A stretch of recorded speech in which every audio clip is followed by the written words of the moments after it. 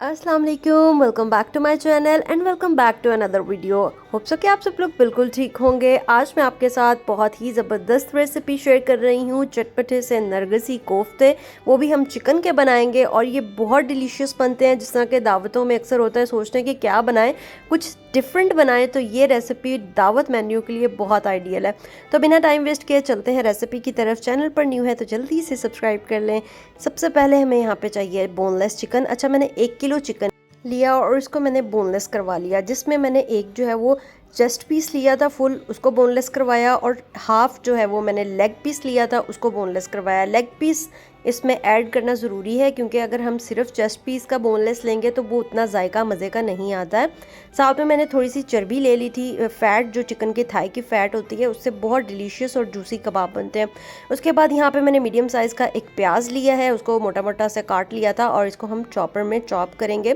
साथ में मैंने 4 हरी मिर्चें ले ली थी, 2-3 पुदीने के पत्ते, अगर पसंद है आपको इसका फ्लेवर तो आप ऐड कर लें वरना स्किप कर दें। और साथ में मैंने यहाँ पे एक मुट्ठी जो है वो मैंने धनिया की ले ली थी, फ्रेश धनिया जो है उसको अब हम अच्छे तरीके से पहले चॉप कर लेंगे। पहले इसे चॉप करेंगे, फिर उसके बाद हम इसमें ऐड करेंगे चिकन। ठीक है, चिकन हम इसमें ऐड करके और फिर इसको अगेन चॉप करेंगे, फिर इसके अंदर स्पाइसेस ऐड करेंगे। तो चिकन को पहले मैं चॉप कर लेती हूँ। कीमा बन चुका है जी चिकन का। अब इसमें 1 टेबल स्पून अदरक लहसुन का पेस्ट डालेंगे। उसके बाद यहाँ पे मैंने पाउडर बनाना है जिससे हमारे कोफ्ते बिल्कुल भी नहीं टूटेंगे। 2 टेबल स्पून रोस्टेड यहाँ पे मैंने चने डाले हैं, 10 बादाम इसमें ऐड किए हैं, और पॉपी सीड्स यानी खसखस तकरीबन 1 टीस्पून मैंने ऐड किया। अच्छा, कुछ लोगों को इसका फ्लेवर बहुत ज़्यादा पसंद नहीं होता, तो आप जब ब्लेंड करें, ब्लेंड करने के बाद जब इसका पाउडर बना लें तो सिर्फ इसमें 2 टेबल स्पून या 3 टेबल स्पून ऐड कर लें। अच्छे तरीके से आपके कोफ्तों की फिर भी बाइंडिंग हो जाएगी। तो ये मैंने सारा ही ऐड कर लिया था, मुझे इसका फ्लेवर पसंद है, लेकिन कुछ लोग कहते हैं कि कीमा जो है ना वो बहुत ड्राई हो जाता है। तो जी अब इसके अंदर स्पाइसेस ऐड करते हैं। सॉल्ट टू टेस्ट मैंने 1 टीस्पून ऐड किया था, 1 टीस्पून इसमें लाल मिर्च का पाउडर, और ये धनिया half tea spoon, coriander seed और ज़ीरा हाफ़ टी स्पून, हल्दी यहाँ पे मैंने हाफ़ टी स्पून डाला है। अच्छा, अब इसके अंदर ना ब्राउन प्याज भी हमने ऐड करने हैं, थोड़े से 2 से 3 टेबल स्पून। तो मैंने ग्रेवी भी बनानी थी तो मैंने सारे प्याज जो है ना वो इकट्ठे ही ब्राउन कर लिए। 3 मैंने बड़े साइज़ के प्याज लिए थे और इसकी हम जो है ना उसको ब्राउन कर लेंगे।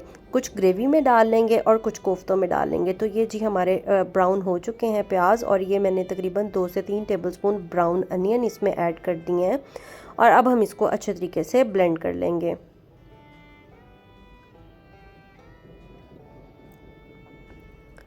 तो जी फाइनली हमारा कीमा रेडी हो चुका है। अब एंड में मैं इसमें ऐड करूँगी लेमन जूस 1 टेबल स्पून, और इसको हम मिक्स कर लेंगे। अगर आपको फील हो रहा है कीमा पतला है तो थोड़ी देर इसको फ्रिज में रख लें, सेट हो जाएगा, लेकिन ये बिल्कुल परफेक्ट है। कोफ्ते बनाना स्टार्ट करते हैं। सबसे पहले मैंने 9 अंडे बॉईल कर लिए थे। जितने आपके फैमिली मेम्बर्स हैं आप उतने एग्स लें और बॉईल कर लें, और हार्ड बॉईल करने हैं आपने। उसके बाद आपने इस तरीके से हाथ पे लेना है जी ये कीमे का मिक्सचर, और ये इस तरीके से आपने अंडे के इर्द गिर्द जो है वो इसको बाइंड करते जाना है। जहाँ पे आपको कम लगे थोड़ा सा कीमा और लगा लें, और ये मज़ेदार सा हमारा कोफ्ता रेडी है।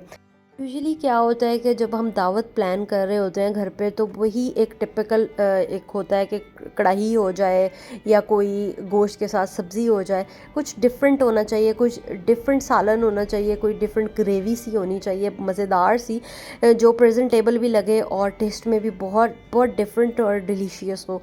तो ये रेसिपी बहुत परफेक्ट है क्योंकि मुझे लगता है कि प्रेजेंटेबल भी लगते हैं दिखने में, और ये फटाफट से बातों बातों में हमारे जो है कोफ्ते रेडी हो गए हैं।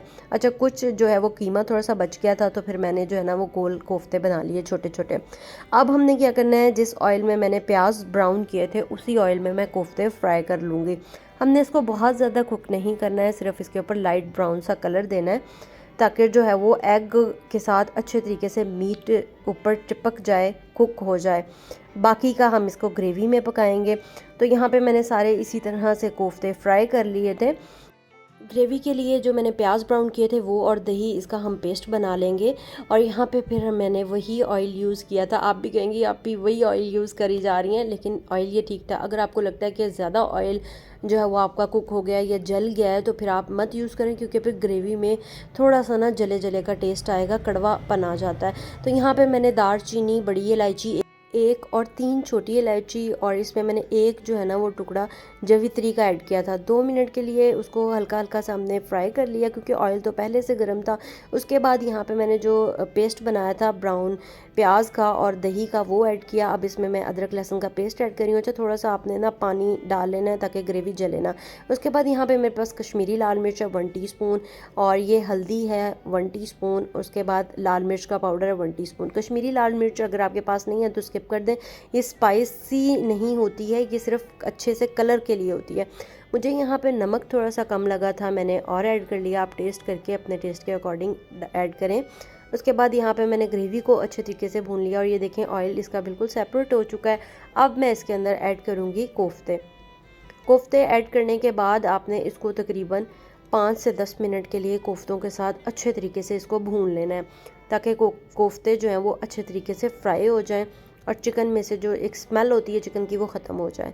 तो ये देखें, कुछ लोग कहते हैं कि हम कोफ्ते बनाते हैं और हमारे टूट जाते हैं। आप इसको जिस तरह से मर्ज़ी चम्मच चलाएं कभी भी कोफ्ता नहीं टूटेगा। और ये देखें बिल्कुल परफेक्ट एंड तक मैं आपको दिखाऊंगी, बिल्कुल परफेक्ट है और इसकी लुक जो है ना वो बहुत ज़बरदस्त है।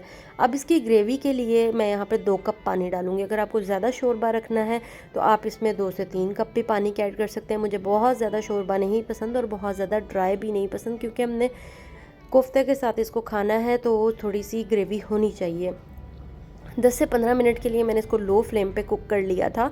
और यहाँ पे मैंने चिली बटन इसके अंदर ऐड किए हैं, अच्छी सी प्रेजेंटेशन लुक बड़ी ज़बरदस्त सी आती है। उसके बाद यहाँ पे मैंने हरा धनिया ऐड किया और एंड में खुश्क मेथी ऐड की। अब मैं फ्लेम को ऑफ़ कर दूँगी और 5 मिनट इसको ऐसे ही रखेंगे ताकि इसके ऊपर जो ऑयल है वो अच्छे तरीके से आ जाए।